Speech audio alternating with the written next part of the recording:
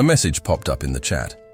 Someone blurted out in shock, watching as the Pui, those odd smiling creatures, jumped around a block of stone. One user typed, "What's Kim J doing there?" while others just spammed question marks, their confusion obvious. The main character, Ju, frowned and cautiously trailed behind the Pui, his breath heavy. Suddenly, the creatures froze, their faces twisted into something more menacing. One of them opened its mouth, revealing sharp fangs. "That's an abomination," someone wrote. Without warning, the Pui launched forward, biting into the stone. Chips of rock flew everywhere. Ju's eyes widened in horror. "Pui," he muttered, sweat breaking out on his brow. His mind raced. Did he need to eat stones too? The chat exploded again. Someone pointed out that even Ju had frozen. Another user commented that it was understandable. These creatures were disgusting. Pressing his lips together, Ju silently wondered if he could force himself to eat rocks like they did. Someone in the chat asked bluntly if he was really about to try it. Another user couldn't believe it either. But determined, Ju approached the stone, broke off small fragments, and tossed them into his mouth. He had decided. He would climb the tower. He'd do whatever it took to survive. Swallowing hard, he vowed to destroy the tower one day. "Popo!" he shouted defiantly. Someone had praised him once, saying he was impressive. He smiled faintly at the memory. Nearby, a woman sitting in a chair took a sip from her cup, commenting how hard it was to find work lately. With her eyes closed, she added that Ju always kept his hands clean. He'd succeed at anything he tried. Embarrassed, Ju denied it, saying he was just the orphanage's favorite. The woman sighed. "It'd be nice if the other guys had your heart." Ju asked if something was wrong. Setting. Her cup aside, she admitted the truth. Their director wasn't doing well. The orphanage was privately funded, and without the director, it wouldn't last long. Ju bowed his head, sadness washing over him. He thought back to how the director had given him his name, hoping he'd live a good life. The woman had brought him to the orphanage as a child. Over time, he got a job at a store, worked as a salesman, and even got hired at a new company after an interview, thanking the man who gave him the chance. He had worked hard all his life. But so what? Even if he worked for years, it wouldn't be enough to save the orphanage. Lying on his back, he thought grimly about the shelter's limited time. Was there a way to get rich fast? Picking up his phone, he began watching videos about getting rich. As he scrolled, he realized something. No matter what people did, they always ended up talking about awakened ones.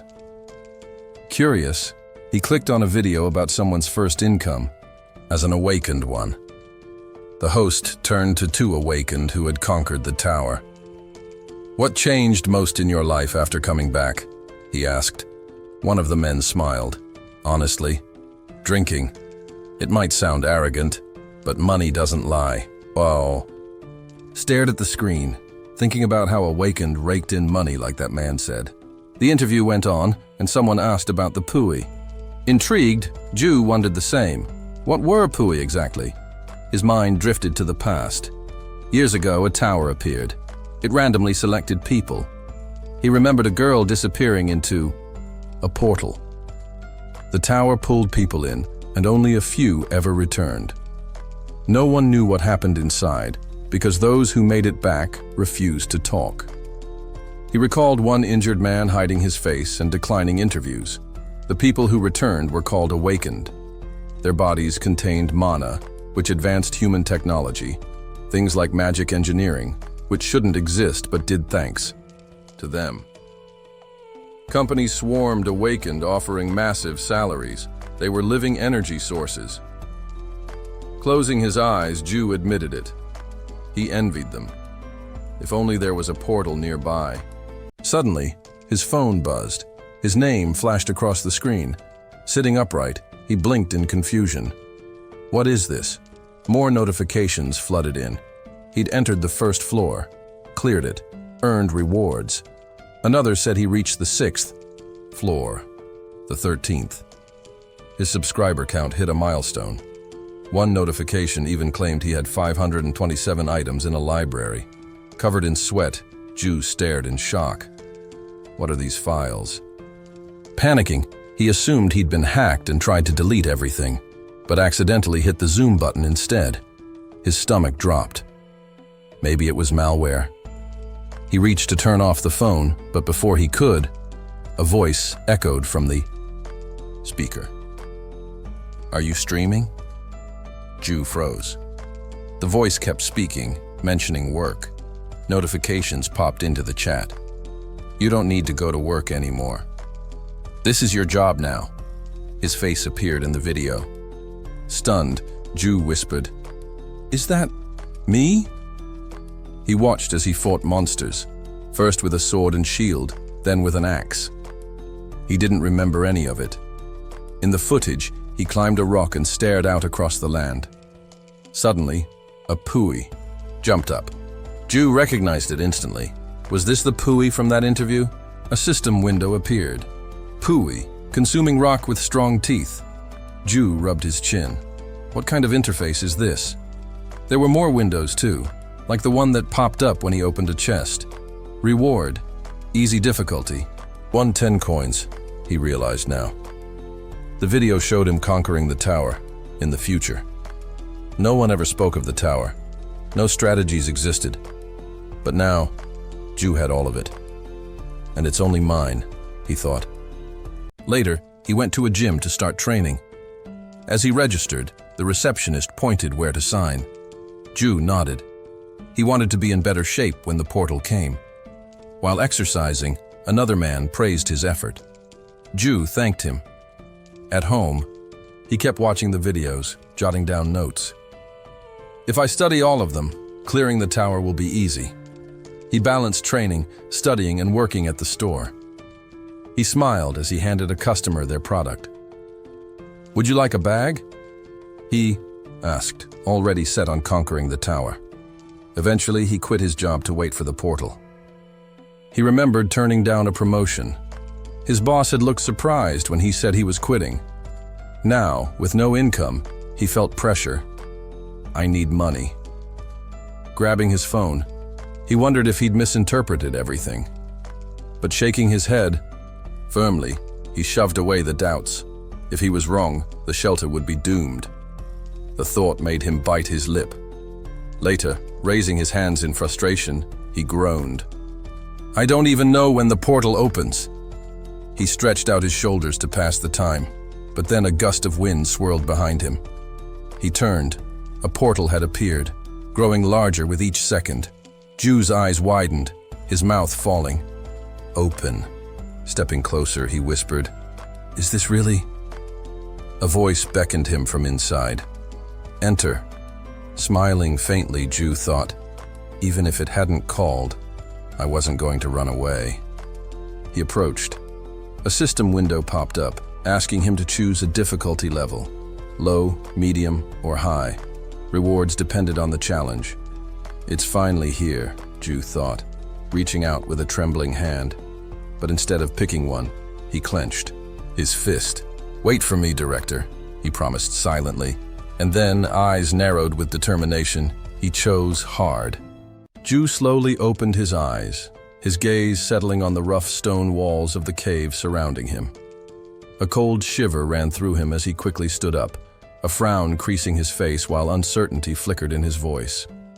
"Where am I?" The question echoed quietly, but as the initial panic faded, realization dawned. This was the cave, the one he'd seen so many times in the videos. Calmer now, Ju scanned his surroundings with measured curiosity. Without warning, a translucent system window blinked into existence before him.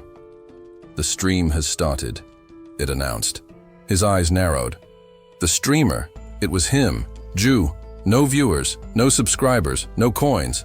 The message was clear. The trial was about to begin, and he needed to eliminate all enemies that would appear. A countdown began to tick in the corner of the window. Reaching instinctively into his pocket, Ju's fingers brushed against emptiness. His phone was gone. A flicker of disappointment crossed his face. He had wanted to re-watch the video, but he shrugged it off. He'd practically memorized every clip over the past 2 years. His hand rose to the back of his neck. It should start soon, he reminded himself. He recalled how, on the first floor, participants were always granted a short preparation period before the test began. During that window, they were expected to interact with spectators and collect coins. The spectators were other awakened ones, scattered across the tower. Ju pictured them, observers peering down, casually tossing coins toward participants they favored. Spectators would browse through a list of live streams, pick one, and sponsor it. If their chosen streamer advanced to the next floor, the spectators would earn coins as well.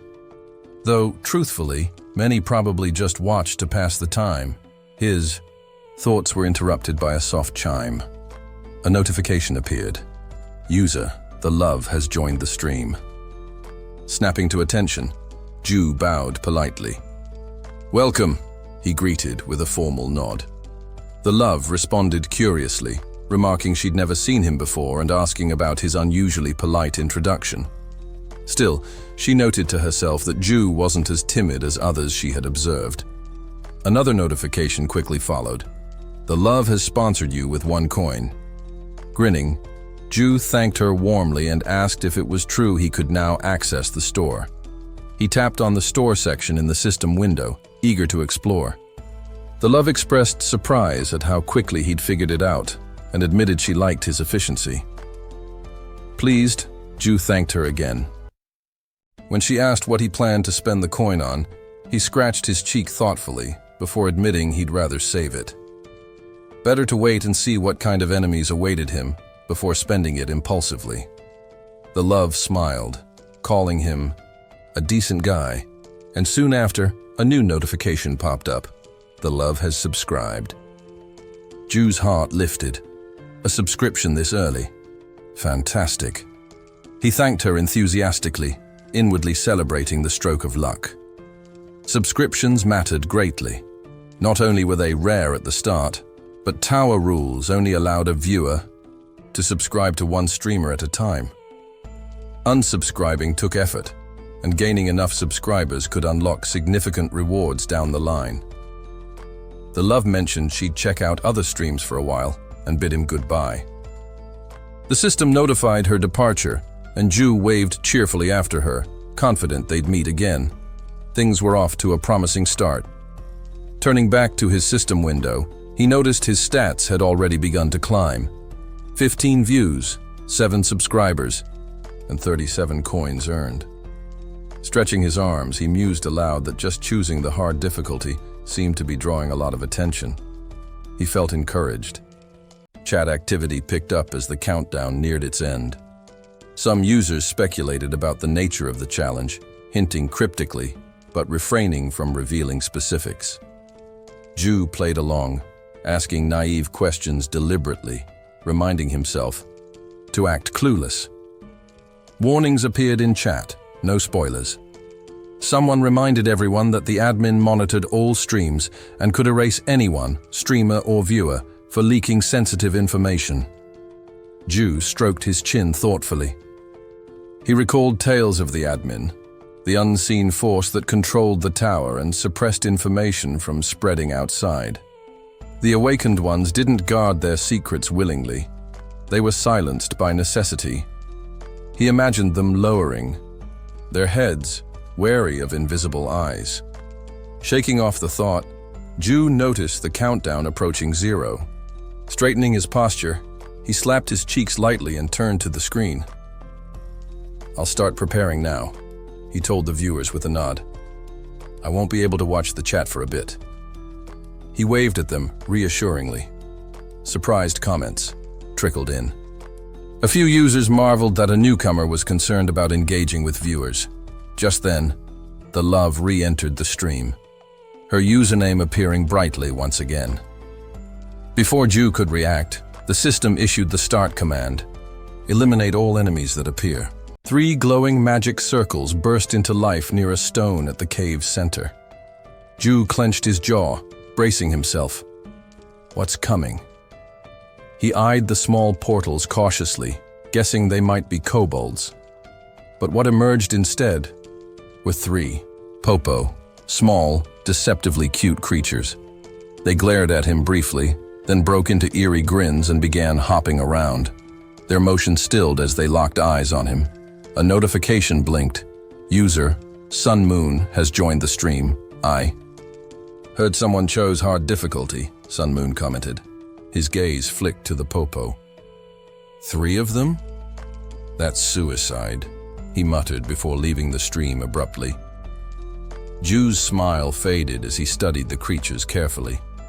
Popo might look harmless, but their jaws could shear through metal with ease. Worse, they had a vicious sensitivity to the scent of their own blood. A wounded popo would draw a swarm of enraged brethren. He pictured a scene of slain popo, blood staining the cavern floor, and the furious reactions of the others. The chat buzzed in alarm.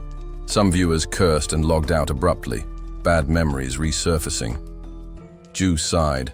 Not surprising. Most of them had likely faced popo before and paid dearly for it. He turned to the chat seriously. Are these things really that dangerous? He asked. Yes, one user confirmed grimly. Their fur tangles weapons, and their teeth eat through everything. Another chimed in, echoing the same warnings. The love, puzzled, questioned why popo were appearing on the first floor. She decided to investigate other streams and left once more. Ju didn't argue. He doubted she'd return anytime soon. He pressed his lips together and narrowed his eyes. 3 popo on the first floor was unusual. Too many. As they bounced near the stone, he forced himself to focus. He needed to recall their behavior, communication, and patterns. Importantly, they hadn't attacked him yet. Why? Lowering into a crouch, Ju carefully approached their path. The moment he crossed an invisible line, the popo froze and whipped toward him, scowling. They know I'm here now, he realized grimly. Staying low, he shadowed their movements, his gaze intense. Confused question marks flooded the chat as viewers struggled to grasp what was happening.